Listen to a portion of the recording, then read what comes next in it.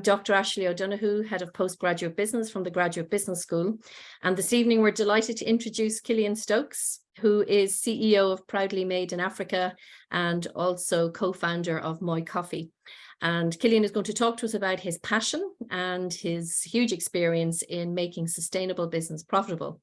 So over to you, Killian, and hopefully we'll have no more glitches. Yeah, thanks, Ashley. And yeah, apologies everybody for that. I know how frustrating it is. Okay, let me do is share my screen here if I can, and then share the whole thing, and maybe I'll get some slides going here. Right. Right, so you can all see this cover slide here, I hope. Perfect, that looks good. Yeah, okay.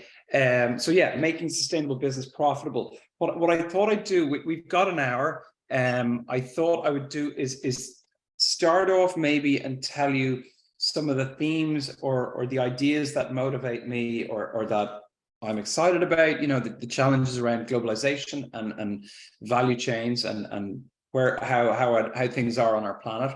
And then I'll move from that, from maybe those kind of that macro view or those statistics into, you know, and that kind of some of those global problems into how I personally tried to take a role, and you know, myself and my co-founder Shane, we got involved with Moi Coffee and we set it up here in Ireland and the UK. Through that, and how we tried to set up a sustainable business and look at a broken value chain, which is coffee, the product that we all start our day with and the product that we all love to drink. And maybe I'll get into our adventures in coffee and how the last 6 or 7 years have been. And I hope that after those two, you'll see a connection between the two. And you know, after that, then if folks have any questions, I'd love to answer them. So yeah, maybe that's what I'll do. What you're seeing there is, you can see one of our colleagues from Moi in the middle of the COVID lockdown. We set up a roastery in Kenya, and this lady here is one of the roasting team down there involved. So I'll get to that later as to how we ended up building a roastery in Kenya in the middle of COVID and shipping equipment from Romania and South America to the African continent. What I'd like to do is, if I can get this to work, I often think it's great to start with just kind of planet Earth and this kind of helicopter or spaceship view of our home, of where we all live. And to me, it's what motivates me. Recently, it was announced that there are 8 billion of us on planet Earth. So a way you could describe that is this about, and the 8 billion actually changes some of my statistics. It kind of throws things out, because you'll see over the next 20 minutes or so, I'll be talking about 7 billion of us on planet Earth and how that is. But yeah, in November, we reached 8 billion people. Or you could also consider that 8 billion eaters on planet Earth. And so, yeah, we have 8 billion eaters on planet Earth. We have about 1.5 billion farmers, and we have just 600 companies that control and own big giant brands, multinationals and supermarkets that own the food supply system on planet Earth that feed us. And a challenge we have with that economic model is that of those farmers, 1.5 billion farmers on our planet, and 500 million of them go to bed hungry. So that's about 1 in 3 farmers on our planet who work all day long to feed us, put food on our tables. They can't afford to put food on their own families' tables. And in my view, that is at the heart of what is broken with our global capitalistic model that we have. And so I believe we need to reform it. I think we need this century, we need to move things forward. But it's not to say it's all bad. Again, staying at this, like if we go back 75 years ago, at the end of the Second World War, 1 in 2 people, there was about 2.2 billion people on the planet, 1 in 2 people lived in hunger and poverty. And today, by about, say, the year 2015, we had reduced, through science and governments and civil society, and in particular through businesses and global business, we had come up with solutions to that hunger and poverty. And we had reduced the levels down to about 1 in 7 human beings on the planet. So at around 2015, we had a global population of 7 billion. And 1 billion of us generally in the West and in the capital cities, we live like kings. 5 billion in the middle are kind of striving and on a road of progress, and 1 billion people are so poor that they can't feed their own families. And that's kind of the situation that we have. Those are kind of the high level stats that inspire me. What else? Well, I have the globe here. What are the other stats that I wanted to let you know? In the same time frame. So yeah, since the end of World War II, it's great positive stories. We've reduced poverty from 1 in 2 to 1 in 7, thanks to a large degree because of global capitalism. That's a nice story. But back then, at the end of the Second World War, about 75% of our planet was wild. 75% of our planet was natural habitats, was forests and grasslands and so forth, full of animals and nature. Today, that number is down to about 35%. So the cost of us climbing out of poverty and advocating, for progress has been damage to the planet. Now, also, just one other stat I'll give you while we stay at this planetary level. People often talk about populations and, is population growth the problem we have? Right now, today, we grow enough food on planet Earth to feed 11 billion people. So 1 billion people should not be going to bed hungry. And it's crazy that we already, a lot of I think we waste about 2 billion people's worth of food. And we also feed enough food to feed 1 billion people. We feed a lot of food to animals, which feed a small bunch of rich people. So our food systems that we have are not working as smartly as they should be. And I do think something I often teach courses in business colleges about, one idea I have is we have to come up. The challenge we have so now in the future is population on planet Earth is going to grow from 8 billion as we are today to about 11 billion at the end of this century. And it will plateau at that point. And the reason for that is most mothers on planet Earth only give birth to two children. We're just replacing ourselves. Humanity will get to about 11 billion and plateau. And so the challenge we have, it's not about more people being born, it's about the lifestyle that or the carbon footprint of those people. So as Ashley and I were talking earlier today, in Kenya, your average Kenyan consumes about 20 liters of water a day. Your average American or European consumes between 150 and 200 liters of water a day. So the problem is not if the population, not necessarily if the population is growing in Kenya, it's about the individual, the world. For everybody to live like you and I, we would probably need 7 planet Earths. So that's kind of the crux I see is, how can we create a world that by the end of this century will be home to 11 billion people, and all 11 billion of those people, whether they live in Dublin or Nairobi or wherever on the planet, can live a fulfilling and satisfying life, can have access to 3 meals a day, running water, electricity, Wi-Fi, a car, maybe access to an airplane, and certainly access to a good job and education and a peaceful society.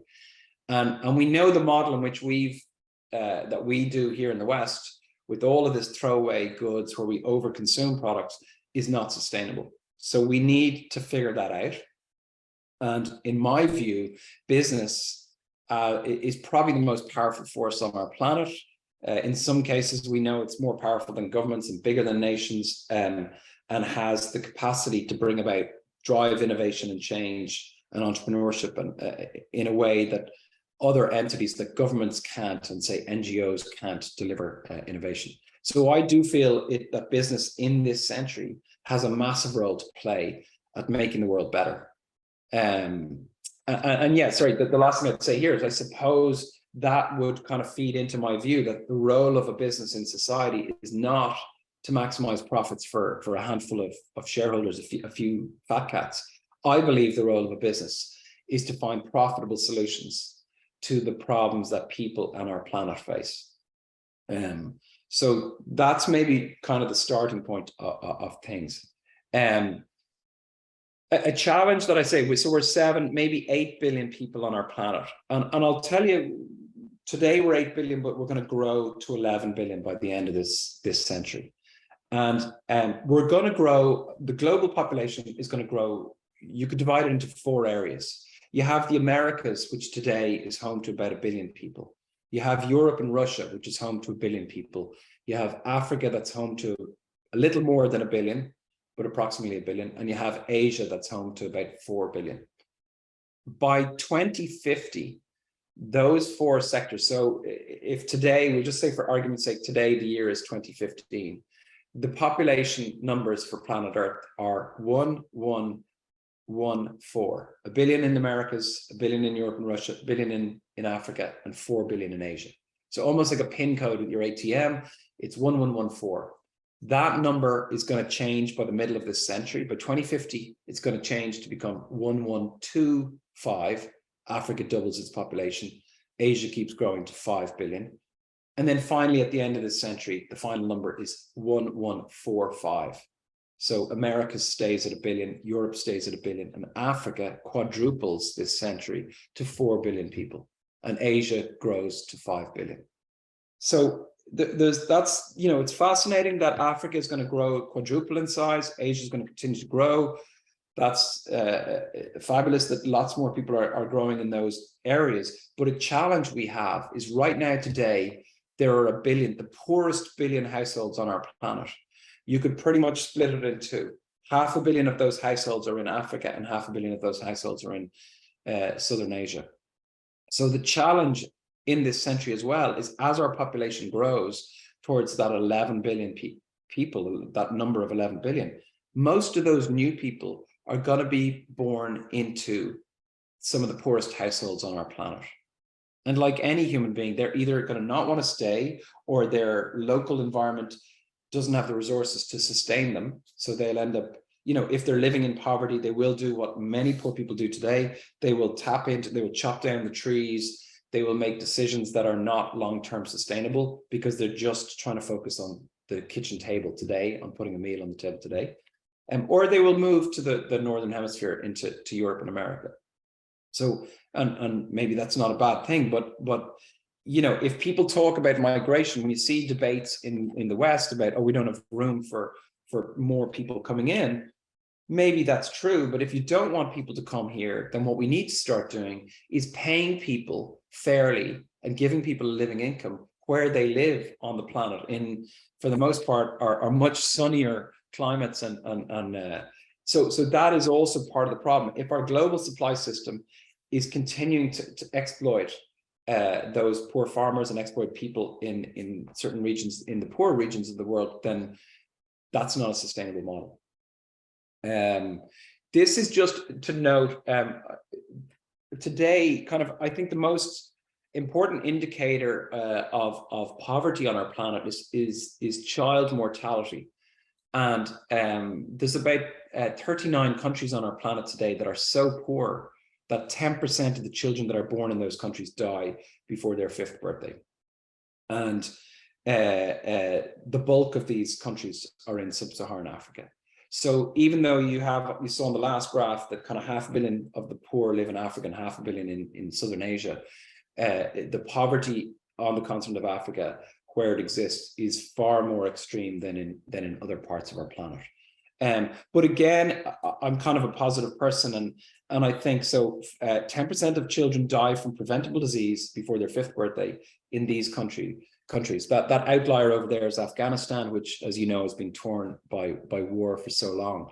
But if we were to roll back to the late 90s, that number wasn't 35 countries. When the Millennium Development Goals were set up, that number was 45. And if you roll back about 100 years ago to 1900, at the beginning of the 20th century, 10% of babies in every country on planet Earth, in Finland, in Sweden, in the Netherlands, in America, 10% of babies died before their 5th birthday. So the reason I say that is I think that shows us that that huge progress has been made, particularly in the 20th century, to keep people alive, to prevent babies dying from preventable diseases. To a large degree, that was vaccines, but also to a large degree, that was businesses supplying us with soap and detergent and cleaning products and healthy, nutritious food. And that allowed children everywhere, probably from our grandparents' generation onwards, to really thrive. So yeah, sorry, those first few graphs on planet Earth is really to just give a bit of context to where we're going and where I think we need to, the challenges for the future. One challenge we have is, as more and more people are starting to thrive and prosper, and as more children are surviving beyond the age of 5, and all of us want to consume more products. So we are already our own success. We are facing what a UK professor calls a perfect storm. Professor John Beddington talks about, we need 50% more food by 2030, 50% more energy, and 30% more fresh water. So we absolutely need to innovate our way out of this dilemma. And again, I think the best people who will innovate are businesses. So that's really to give you a bit of context there. This is coffee. This is the world's favorite drink. It's my favorite drink. Many people don't realize that coffee starts life as a cherry on a tree. And all coffee on our planet, it's the world's favorite drink. We drink about 3 billion cups of coffee a day. About 80% of the population are coffee drinkers, and maybe 18% are tea drinkers. And there's 2% of people who 1 or 2% of people who don't drink either tea or coffee. A few of those folks are out there. But so I've made my living, I suppose, over the last 7 years working in the coffee industry. And I think of what I've just spoken about, those kind of capitalism being broken or global supply chains being a bit messed up. I think coffee is an excellent industry that encapsulates all of the problem. So every cup of coffee on our planet, every one of these cherries here is grown on a farm in and around the equator. So if you go around planet Earth, we have what's called the coffee belt. So it's countries like Brazil and Colombia, it's Uganda and Kenya, it's Ethiopia, it's India, it's even Nepal, it's Indonesia and places like Hawaii and Vietnam. All of those countries are home to they are the coffee belt, and that's where all coffee on our planet comes from. There's about 15 million farmers, maybe 75 million people on our planet who live in that belt, and they rely on coffee for their livelihood.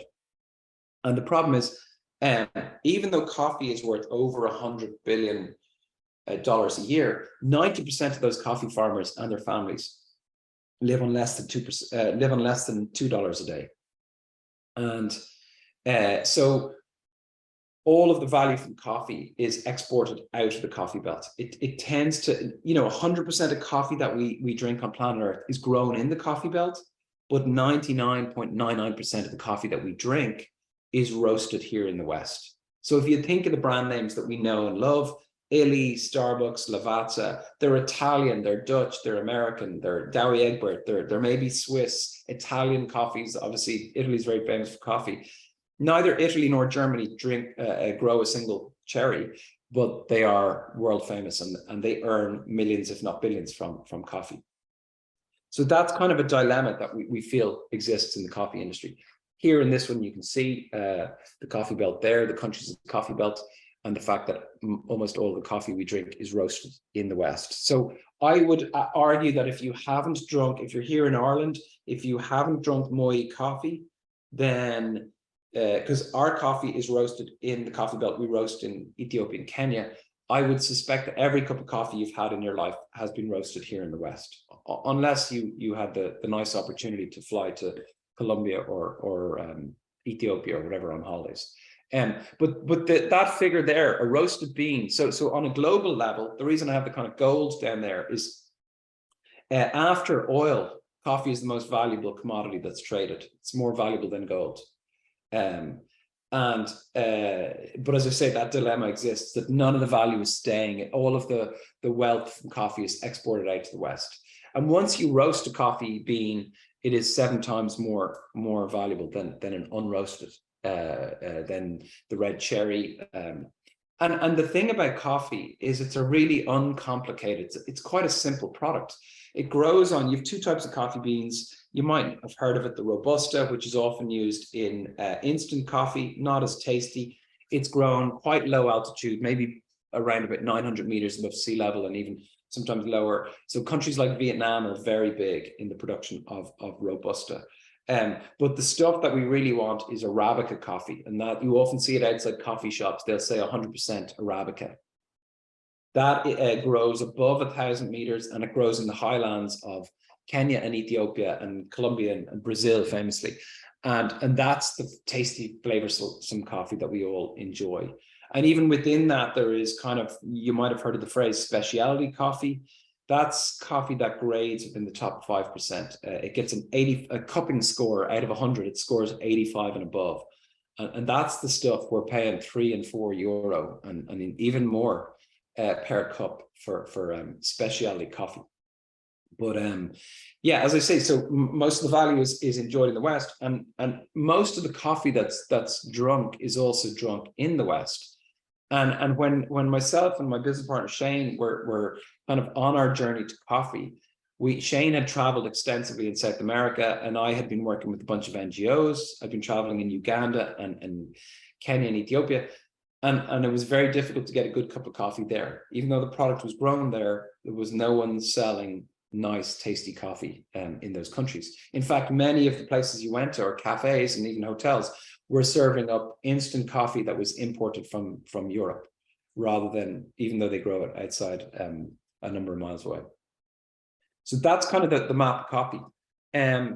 So what we feel about coffee is it's really actually quite simple to bring. Coffee starts life. There's about 6 different stages, and I'll show them to you later as well. Coffee starts life as a cherry on a tree. The tree, it takes about 5 years for a tree to grow, that it starts to produce fruit. And as you saw in the photo there, the coffee cherries, they harvest around December. So right now is the harvest time in Ethiopia and in Kenya. And Ethiopia is the birthplace of coffee, by the way. It's got a long history of coffee growing and coffee drinking. But you kind of grow a cherry on a tree, and then what you do is at harvest time, when that cherry is red and it looks beautiful and red like cranberries almost, you bring it into what's called a washing station. You put it through water and you soften up the fruit, and you take the flesh of the fruit off and the stone in the center of that cherry. If you were to crack that stone open in two, you and I would recognize it. It's got the line down the center, and that is a coffee bean. So when you get a coffee bean, you know, that has, somewhere in the world, that has a twin, you know, possibly in the same bag as your coffee, as that bean was. But really what you're looking at is half of the stone of a coffee cherry. So you kind of wash that, you take the fruit off, you depulp it. That there's also then some gloopy kind of syrupy juices and stuff, and a couple of layers of skin, kind of paper-like skin that's on that stone.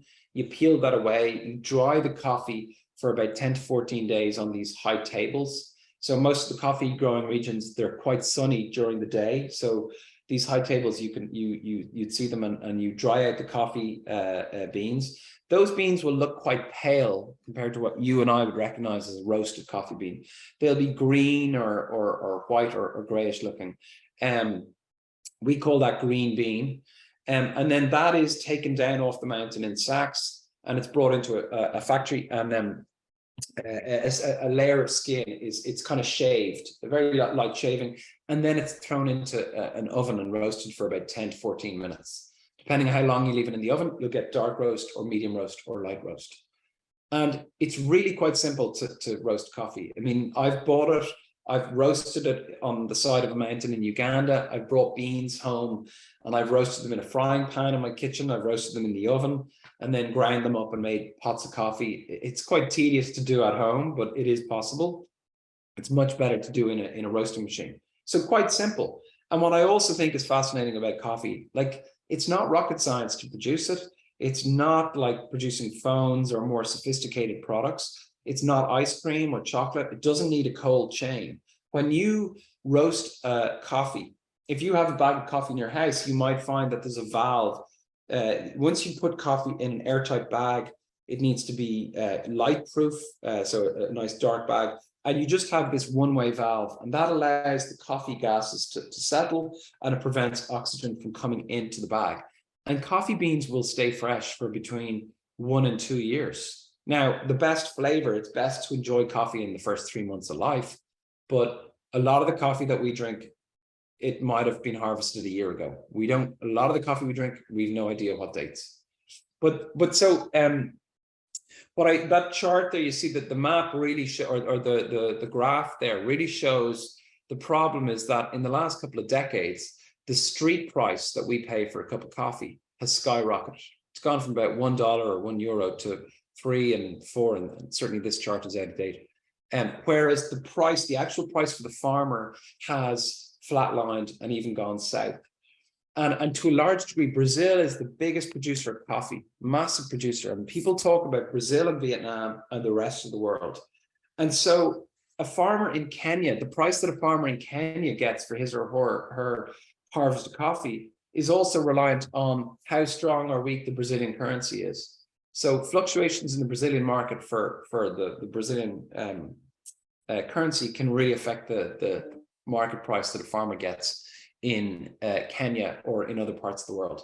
So they are too often, those farmers, while the price has been going south, they have no security that they are kind of free to the forces of the global markets for the commodity markets for coffee. And that is a really bad situation. That's gives farmers no predictability, no kind of future, long-term contracts are not as commonplace as they should be.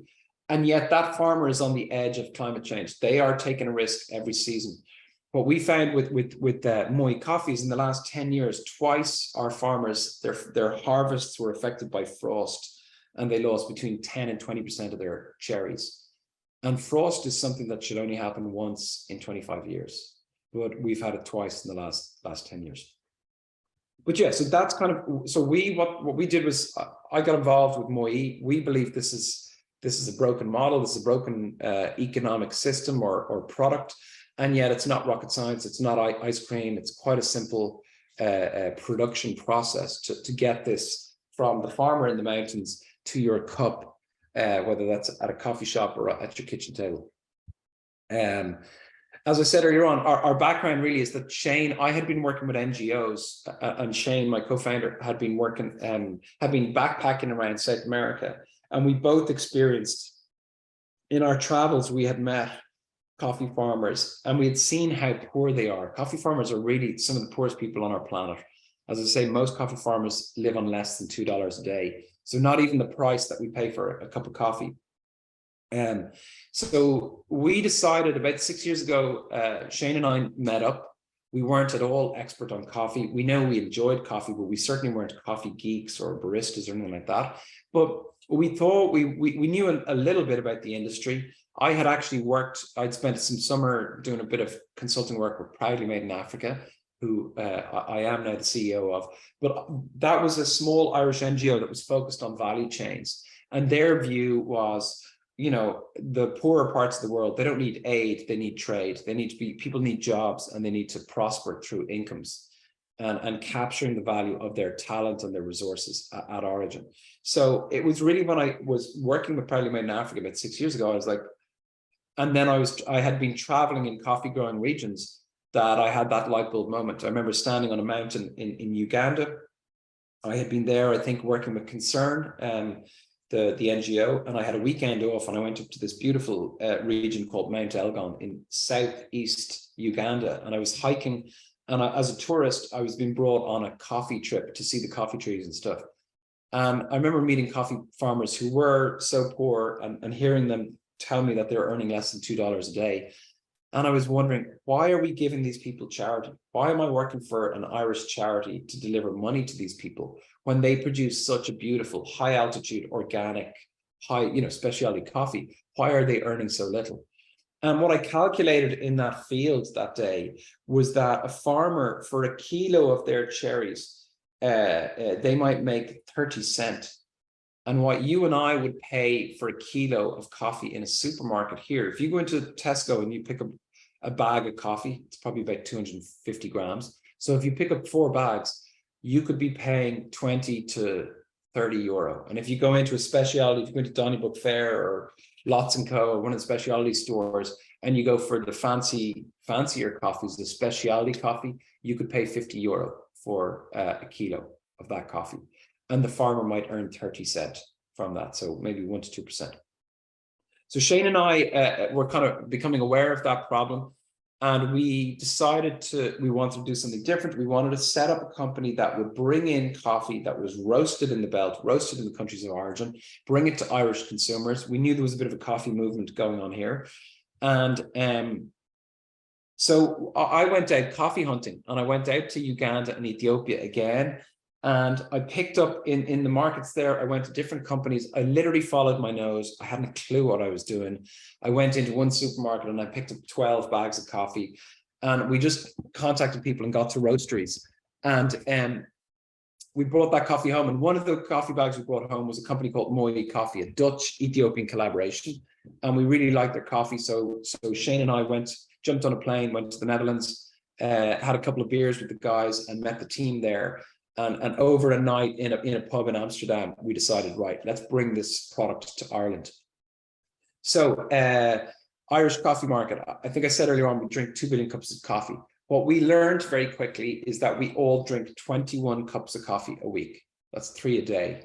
And if you work for a fancy company like Google or Facebook or Twitter or LinkedIn, there's a nice coffee machine at work.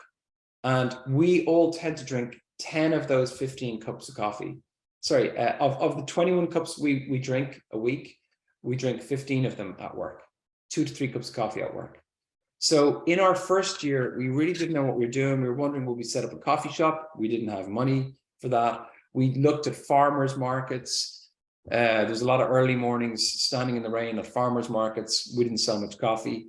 We went into independent coffee shops. We went into what I would call the kind of hippie stores all over the country. You see these people selling organic vegetables and stuff. We went in there and tried to convince them to sell our bags of Ethiopian coffee. We went to some of those coffee shops and we tried to see would they start to sell ours, but many of them were getting perks from our competitors. And we literally were 2 guys. We had no money. The Dutch gave us, over that night with the beers, the Dutch gave us 20,000 euros worth of free coffee beans to start us off. And in our first few months, we probably gave away more coffee than we sold. We were handing out bags of coffee to friends and stuff. And we had a little office on O'Connell Street, just above a strip bar, actually. It was €300 a month. And that's where we started out. And eventually in, say, the first year, we didn't pay ourselves a salary. We literally tried to figure things out. And in that period, we recognized that Dublin was a tech hub and all the tech companies were providing their staff with good coffee at work. So little by little, we started knocking on tech doors and we got Groupon as our first customer. And what we realized is a nice kind of knack is we had one coffee machine at the time, which we had on lend. And we brought it in. We used to bring it into companies at 10 o'clock in the morning. We'd line it up, fill it with our beans. And at 10 o'clock, people come out for their coffee break. So they all appear with the mug. And as they're queuing up to the coffee machine to get their cappuccinos and flat whites, we'd chat to them and we'd pitch to them and we'd explain that with this, we were, the photo you see there of me down the bottom, that's me at the roastery in Ethiopia. Our coffee is roasted at origin, so it has 4 to 5 times the impact of fair trade. So we're trying to support more jobs to stay locally in those coffee growing countries. So little by little, we started to recruit tech companies. The day we went into Groupon, their own coffee machine had broken down. So they kidnapped our coffee machine for about 2-3 months. And we were too polite to ask them for the machine back. So we couldn't really do many other pitches, but we managed to sell them 2 machines and get them on board. And then every pitch we went into, we used Groupon as our case study. And little bit by little, year on year, we grew the number of clients we had. So yeah, in the first year, we didn't pay each other a salary. In the second year, we had kind of part-time jobs and stuff. I was doing a bit of lecturing on the side. Shane was working with an organization called Food Cloud. In the second year, we started to pay ourselves every 2 months. And then in 2018, we got to pay ourselves every month, a small amount, which was great. And we little by little increased our salary. And I think, was it in 2020 that in January, we were doing really well. It looked like that year was going to be brilliant. In February, we're kind of going, oh gosh, maybe we can make profit this year. And I went over to, and we had maybe 50 companies at that time. And I went over to Innocent Smoothies in the UK, and we were some of those logos you see at the top. We had a lot of co-working spaces in town. Things were going great. We pitched Innocent Smoothies in London. They loved our coffee. And then the next thing, COVID came along, and obviously The Taoiseach got on the TV and all the schools were shut and all the offices were shut. So suddenly nobody was in the office drinking coffee. So 90% of our business fell off a cliff in the middle of COVID. And so that forced us to go online. And that was kind of a nice, it's something you hear with businesses that like hardship, it forces you to innovate and kind of learn your lessons. But at the same time that we were growing the business here, in those same years, we were developing a relationship with Irish Aid and also with Self-Help Africa. And we raised about €1 million here, which we invested in Ethiopia and in Kenya. And the way in which we did that, I suppose, what we're doing, we kind of say that we're on a journey to fix the broken coffee chain. Or we're on and we describe this journey because we can't fix it overnight. We're a very small company, and we're also learning little by little. So we're sort of on a journey of learning. We started off as a company, ourselves and the Dutch, on the beers we had in the Netherlands. And when the guys would come over here, we'd often find ourselves over a couple of pints talking about the economics and this global industry. And what we realized is that in Ethiopia, so we set up a roastery in Ethiopia, there's about 40 or 50 jobs at the roastery. Almost a third of those are women. So that's great. Some high paid urban jobs we've created in Ethiopia. But behind those 50 people, up in the mountains in Ethiopia, there could be thousands of families. We have about 1,000 farmers in Ethiopia who support the roasters. And with roasting, if you have good machinery, you don't need a huge workforce. So you could have 50 people roasting the coffee that is provided by 10,000 farmers. So we were like, okay, it's good that we create jobs in the capital city, in the coffee belts, a roasting machine, but what's going on with the farmers? So when we met with the farmers, they're earning 300, 400 euro a year. We pay them a bonus. We pay them 20% above market price. So maybe that gets those farmers to 500 euro a year. But in that part of the world where our coffee farmers live, a living income is about 11 and 1,200 euro a year. If you want to provide for your children, put 3 meals a day, send your kids to school, have money for medicine, have a little bit of savings for the future, be able to afford your house and whatever else, you need 1,200 euro cash a year. So typically our coffee farmers would have 2 acres of land, 2 hectares, I should say, about the size of 2 football pitches. And they might have their house on one football pitch where they grow the food that the family eat. And then the other area, the other football pitch, is in Ethiopia, it's in a forest. And that is where they grow their coffee trees. And that is their cash crop. And so that is kind of the second part of our journey. The economic bit is it should be roasted at origin, and we need a culture of roasting that is about quality and speciality. And so we need those African and Brazilian and Colombian folks to be hipsters and to be coffee geeks and really understand what the coffee drinkers in Dublin and Amsterdam and Berlin, what the taste and the flavors they want. So it's important that there is a movement of that this revolution is built on quality. But then the farmers, we need a living income for farmers and their families. And obviously at that community level, you need equal rights for women, and you need to make sure there's no child labor involved in the system. And what we've learned is not just in coffee, but in other industries, when you pay someone so little that they can't bring in the harvest on their own and they can't hire an adult, they will hire a child to help them bring in their trees and bring in the fruit and stuff. So child labor is everywhere. There is child labor in coffee. There is child labor in the areas where we grow our coffee. And the only way you're ultimately going to fix that is by paying people enough a living income and allowing them to pay their workers a living income. So that's kind of the social part. There's challenges there about when farmers get paid, if they get paid so little, middlemen getting involved. And all of that you can kind of iron out with good economics and helping the farmers collectivize themselves and giving them more power in the relationship. But that also links into the third element. And what we realized is on planet Earth, our demand for coffee is going to triple by 2050. Here in the West, we're going to continue drinking more and more coffee, but so many more economies as they develop, the demand for coffee, the coffee shops are booming. So we're going to triple our need globally.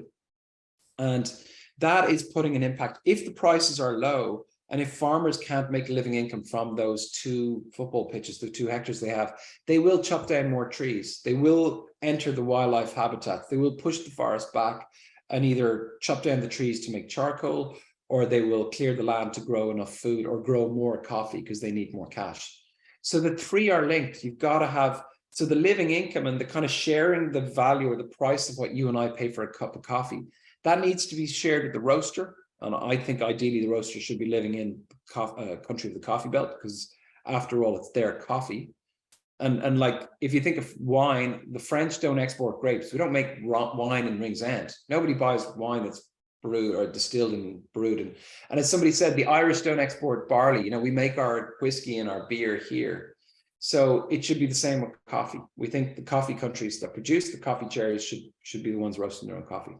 So there is that link between the economic, the social, and the environmental. If we want to protect the wildlife habitats on our planet, we need to make sure that the people who live there can have a living income, because environmentalism is kind of a luxury. And we here in the West sort of want that luxury, but we also don't want to give up our daily brew. We don't want to give up the nice things we have in our lives. So that's kind of over those years. COVID was a challenge for us. We fell off a cliff. We went online during the middle of COVID. We had a big stock of coffee. We didn't want to reduce our commitment to the farmers. So what we did was we used to deliver boxes of, if you bought a kilo of coffee off us online, we would deliver a kilo for free to a friend of yours or to somebody that works in the healthcare. So we were delivering parcels to hospitals up and down the country during COVID to try and to kickstart our online business. So by the end of COVID, we had about 30%, where before COVID, 80 or 90% of our business was office coffee. Now the office coffee is down to about 60%. We sell about 20% of our business is online sales. We have a monthly impact club. We also sell, because we're getting a bit bigger and maybe our reputation has improved, those coffee shops and those independent food stores are starting to stock our product a bit more and are taking us a bit more seriously. So, and we've moved out of that office above the strip bar. We've been to a few different offices. We're now in a renovated church in Smithfield. We have a team of 8, and some of our biggest clients in the middle of Google, we also secured a deal, in the middle of COVID, I should say, we also secured a deal with Google.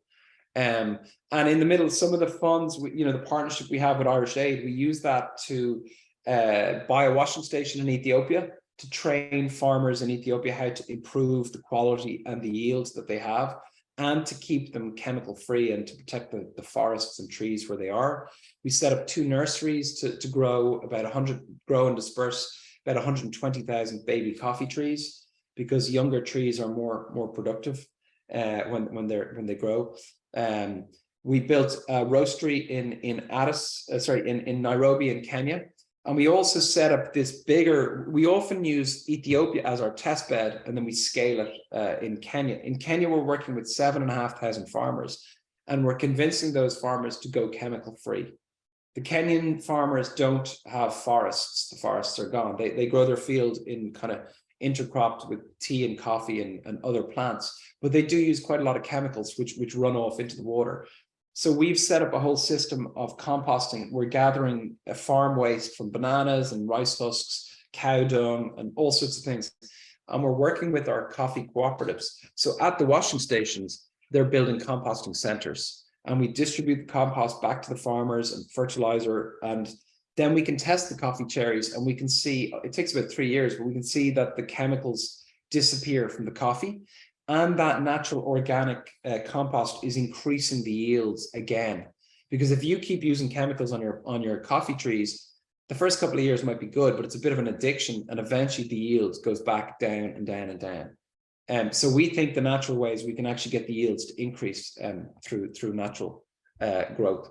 There's just a photo of the packs that we used to deliver. We very fast during COVID, we'd have this Impact Coffee Club, and we'd deliver parcels of coffee out to people all up and down the country. That's a quick look at our supply chain from Ethiopia and Uganda all the way through to Ireland, and the amount we bring in.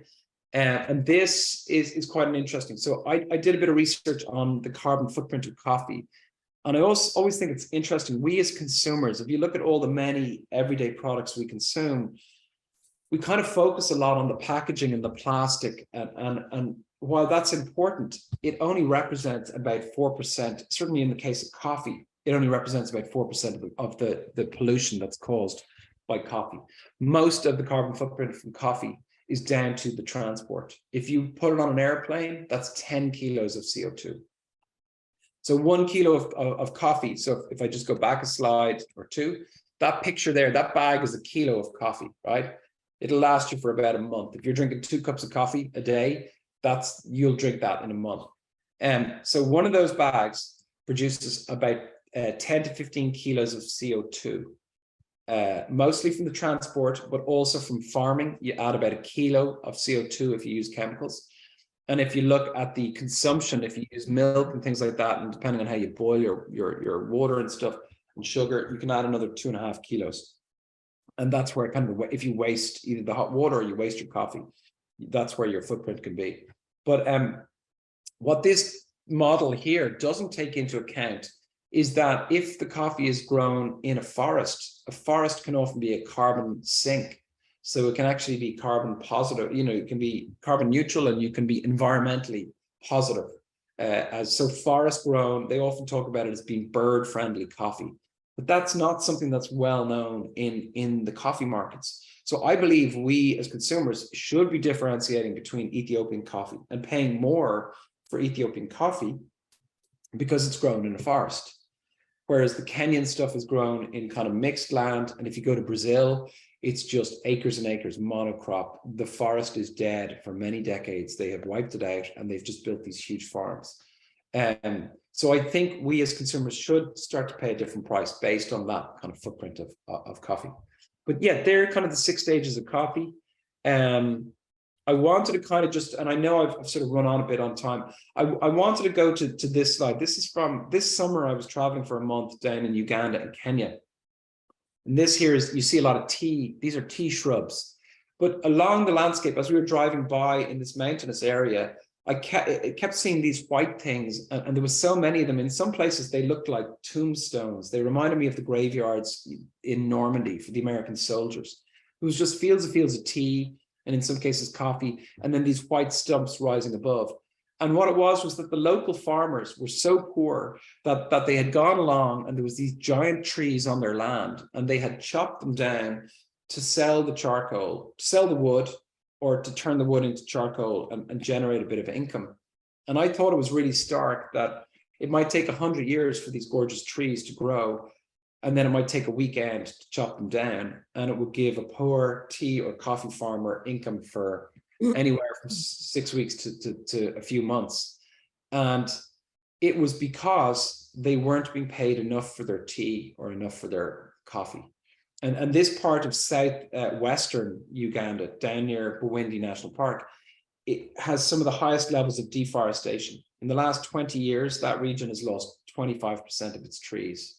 And that's a common statistic. In Ethiopia, they've lost 25% of their trees. Over in Mount Elgon, in the south east of Uganda, they've often also lost.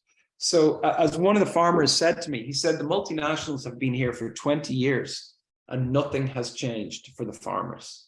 They're growing tea and coffee as per the instructions of the multinationals, but they're still dirt poor. And so that's kind of, that system needs to change. And I suppose my hope is that with Moi, we can get to a point. This year, we're 6 years in business. As I say, we've now got 8 staff. At the end of 2022, we are going to make profit for the first time in that 8 years. Not a lot of profit, but a little bit of profit. But I'd like to think that we can create a model and scale it to prove that business can be a force for good, and it is possible to pay all of your stakeholders, to pay Planet Earth, to pay the farmers and their communities, to pay the roasters, and allow the value to stay at origin, and for us and our team to earn a living income, to earn a decent salary, and maybe us as founders and investors to be able to earn a profit. I'd like to think I suppose this experiment for me is to prove that business can be a force for good, and it is possible to be profitable in business. So I might leave it there. There's a couple of books. I'm very happy to share the slides. There's a couple of books and reports that have inspired me that you might enjoy. If anybody's interested in my talk, you might enjoy some of the stuff there. But That's great, Killian. Thank you so much. Yeah. And I'm sure we have plenty of questions. If you could raise your hand, actually, if you have a question, would be great, and we can get to it. We can unmute your mic and take your questions.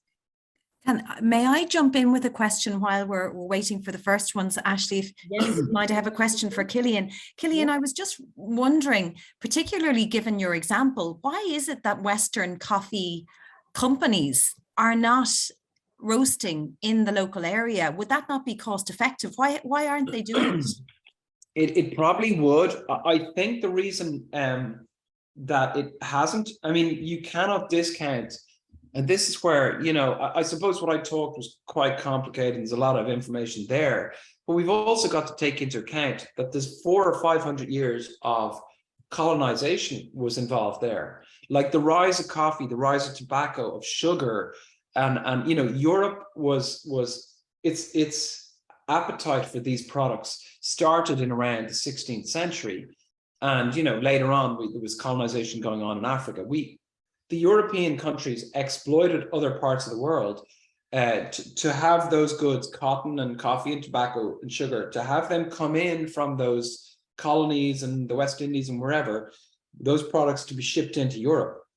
So the system was designed a couple of hundred years ago, and the system was not designed for the people on the edges or for the workers. It was designed for the folks in Europe and in the Western locations. So in those early days, roasting would have taken place. I think you are going to see, as you know, you're talking about outsourcing, the way maybe we've seen computer companies outsource activities to India.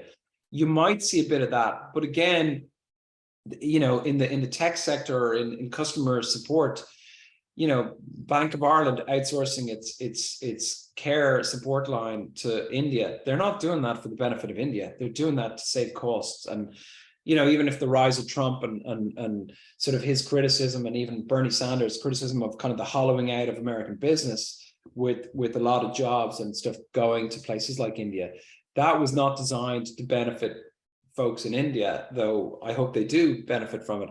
It was about those shareholders at the top wanting to maximize profits. And I think that is they will do it if it helps them maximize profits. Yes. Okay. But a challenge might be that the skill, there is, like, we're a small company, and we definitely have had lots of orders that, you know, the quality, you know, we had challenges with quality through the years. There was batches of coffee that had to be rejected and that were overly roasted too dark when they should have been medium and stuff. So definitely some of those challenges exist. And I'm not sure, like, that's a conundrum. I think, having spent nearly a month in Uganda this summer, and all of the communities that I met, they want to roast at origin. And all of the entrepreneurs I met were all about roasting at origin. But there isn't the quality movement there. And I compare it to, like, if you want to sell fashion into France or into America, you kind of need to be living in that market. You need to understand the consumer, where they are. Like, if you want to sell in the streets of New York, you need to have a shop where you really need to understand. And so I think if Ugandans want to roast coffee, they've got to understand how Dutch and Germans and Irish people drink their coffee at 8:30 on a wet Tuesday morning. They need to understand the flavors and in a lot of the places I went to, while there was farming communities that grew beautiful coffee, there was even some coffee producers who roast coffee, and they couldn't make me a proper cup of coffee. They'd never made, and there was just a lack of awareness. There's not the local culture for drinking coffee. Ethiopia is very rare in that it does drink about 30% of its own harvest. But in Uganda, people drink tea, they don't drink coffee. And that would be the case in many coffee growing countries. There's not, maybe there hasn't been the middle class in the past, or that, you know, people who've got time in their hands to sit around drinking coffee. That is changing. And I think you're going to, so you do need that for I think a lot of what we're going to do with our everyday products, we have to move away from disposable culture, but the drive is going to be a quality drive. And the way in which those farmers will get a higher price and have more power in the negotiations is if the product that they're producing is really top end and is really a fabulous product. So it needs to be quality from the farming point of view, but to roast at origin, you'll need more of that. You need, customers who can give you feedback right there and then. Because that's a beautiful thing within business. And I was saying this to Ashley today, compared to government or NGO projects, is you have natural feedback in the DNA within business. If I set up a coffee shop tomorrow here in Ringsend, and if my coffee is lousy, I'll know in 2 days' time, because I could have 100 customers tomorrow, but if my coffee is lousy, they won't be there on Friday. And that's we learn as a business, any business, you get feedback from your customers very quickly. And that allows every business, you're constantly tinkering and tweaking and innovating. Quick question. How can you build that expertise locally so that they can roast good quality coffee? Well, I think so. When I was down there, I met this really amazing girl who's a lady who's got her own barista training school. And like any of the coffee shops here, she has Chemexes and she's measuring coffee and weighing it and checking the temperature on her water. She trains baristas to make good cups of coffee. And we've seen it here in Dublin, the Dublin Barista School where I learned. And I know loads of people, they give their 17-year-old son or daughter a Christmas present of a training, and there's all sorts of coffee training skills, barista skills. What I want to do is I have to put a proposal out to Irish Aid in a few weeks' time. I want them to give me money, hopefully, to invest in that girl, in Annette and her business. And I'm kind of thinking, let's empower Annette to have an army of baristas and let them go out and teach every coffee shop in Uganda. If you go to the lodges where the tourists are, where they're all grill trekking, go to the big cities, go to the big towns where there might be a coffee shop, get in there and teach people about the machinery and but you probably also need the right machinery too. You need good machines. So maybe what's needed is some secondhand machines to be shipped down, some nice old Italian coffee machines to move down. How are we doing? Any more questions coming through? One thing I'll tell you is, so beside Ethiopia, up in Eritrea, which was an Italian colony back in the 30s, and the Ethiopians and the Eritreans fought them off, and they're pushed back out. But they say that when the Italians left Eritrea, they left their coffee machines. So on a trip I was in Eritrea maybe 5 years ago, they had coffee machines from the 1930s that were just magnificent, perfect, antique. So you were able to get a fabulous cup of coffee and you see it in Ethiopia too. You can see some really old Italian machines from decades ago. But yeah, we need good machines and we need that kind of barista culture to thrive. Okay. Justine, do you see any more questions? No, we don't have any more questions. I'm conscious of the time as well, and apologies, we've run over because we started a little bit late as well. So just before we close, any burning questions? I see one from Stephen. Yeah. Hi, Stephen. Go ahead, Stephen. Hi, it's great to meet you. I've only recently discovered your company. I'm studying sustainability and I've come across yourselves. So it's actually nice to kind of meet you and hear about yourself. I guess one was local question and an international one. I've been abroad and like I say, I've been to a coffee plantation in Colombia, and kind of like you said, I don't know where as per the baristas training them locally, but obviously for them they didn't have any cocoa beans locally because it made more sense. They made more money exporting them constantly, and I don't know how you'd get over that problem. Do you know what I mean? Where they would start using it locally because there's always more profit to be had, and that's where they're getting the instant stuff in. It's a bit like the fish or whatever, that the good stuff always get exported to Spain, or if you go to Killian bags or whatever, that the good product goes off to the markets that will pay the highest price. You're always going to get that, but you still will have great local product. I mean, in Ethiopia, when there is the coffee harvest, there's kind of a residue product you'll get where the coffee beans are already a bit cracked and stuff. And often the local workers or teams will take them aside and roast them themselves. And it's still a fabulous product. You're kind of getting the ends of a cup of coffee that scores 85 out of 100 anyway. So you're getting really high-end product. So I think even though export markets will offer high prices, money in the hand today is always nicer than money in 6 months' time. So I don't think that's enough. If we were talking about the cocaine industry, that might be true. But I think the local markets, there will always be people who will have money and will pay for, like in the big cities or whatever, So I think as people prosper, it is that cultivating the local market is really important, no matter what the market is, whether it's mangoes or avocados or chocolate or coffee or any of these goods. And people there's a growing middle class in every country on our planet, so the demand can be there. And of course, there's some financial barriers or things like insurance or delays in payment. But really, with technology, like one of the things we did, we digitized our value chain. So we want to get beyond greenwashing. We want to prove to our customers that the coffee is what it is, that we're paying what we say we're paying. So with part of the Irish Aid money, we started a program, and it's still ongoing, but we're trying to get to a point where you'd have a QR code on the side of the bag, and that a consumer in a supermarket in Dublin or London or whatever could take out their phone, zap the back of the bag, and see exactly who got paid. If they're about to spend €5 or £5 on a bag of coffee, show me the money. Like, how much did the farmer get? The other thing I want to do is like in those 6 stages, I want you to see with your QR code, where was the pollution added in this product? So use that moment as a learning moment for us as consumers to be more ethical or more considerate, because I do think for us in the West, where we really have everything, we consume so much, we do now associate ethics with the enjoyment of a product. Like, we all do feel a bit guilty when we've products that are kind of sweatshop.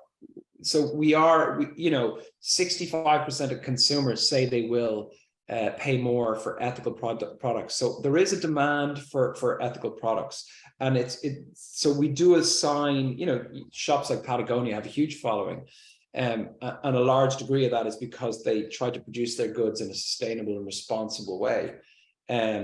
We've obviously to get through the greenwashing element, but one aspect we did when we digitized the payments for the farmers, it cut out the waiting time, and it cut out loan sharks and middlemen. But when we announced that we wanted to digitize the payment for farmers, the men were delighted with it, but the women nearly had a riot. And what we discovered, and again, this is me saying it's a learning curve, we discovered that the women told us that they own the coffee around the house, the kind of what's known as the garden coffee, but they said he owns the mobile phone in the household, and there's no way you're paying him for my coffee. So we were like, okay, we need to get some mobile phones to these ladies here, or help them to digitize their, get digital. So there's a lot, as we learn about a kind of big chunky element of the coffee industry, more little nuances become apparent. But you do need, like, even those trees I showed earlier on, that photo, the tree stumps, to solve local problems, you need the locals know how to solve that. They know that they shouldn't be chopping down trees. They know they need to replant those regions with indigenous Ugandan trees, and they need to cultivate and protect the forests. But to do that, they need money. So local problems need local solutions, but local solutions need cash. And if those folks are being screwed, and if they're not getting to capture tax or create a profit locally, then they don't have the money to solve the problems that they face. So it is about shared value. I ultimately think we need, in the 21st century, I think we need our companies to be owned by farmers, and I think we need Mother Earth to be a shareholder in any of the major companies. I think that's a good place to end. If anyone has any more questions, this is your last and final chance to jump in. Sorry, can I ask one more thing? Of course you can. Go ahead. You mentioned that you sold machines to Groupon. And I've only recently discovered coffee to keep me awake during work. I'm not a passionate coffee drinker, but I drink it now a bit more often. So I assume your coffee blend just works on normal coffee machines? Coffee beans work in normal coffee machines. I mean, I at home, I either just use the French press that you would have, or I use a paper filter. I think that's the best way to get the flavors. So, but yeah, the mocha top, the kind of cowboy looking stovetop device that many of us use, you just get a good grinder. The one thing I've Oh, well, learned. no, just because I've not about myself. I work for like a Dublin-based multinational, and my plan had to be to grab the people who are kind of looking after the facilities to try and get yourselves in. So I just thought that was going to bring it. That's what I planned to do anyway before I suddenly had a presentation with you tonight after discovering it. Absolutely. Let's talk, Stephen. Just send an email to hello@Moy Coffee and we'll come in, moycoffee.ie, and we'll bring you in some free coffee and we'll talk machines with you. There you go. Will do. Thanks. Okay, Killian, thank you so much. And I know we've run over time. Thank you for sharing your expertise. We really appreciate it. And we hear your message loud and clear that I think change, and it seems like a huge amount of change needs to happen for fairness to really come into supply chain. And we have a lot of business students here this evening, and hopefully when they're decision makers in business, that they'll remember your words around sustainable decision making, and they'll also remember your message, you know, that the poorer part of the world wouldn't need aid if they had trade, and hopefully that will inform decision making. So thank you to you, and thank you to all our participants this evening. So have a good evening, everyone. Brilliant. Thank you very much. And thanks for listening. Thanks, Ashley.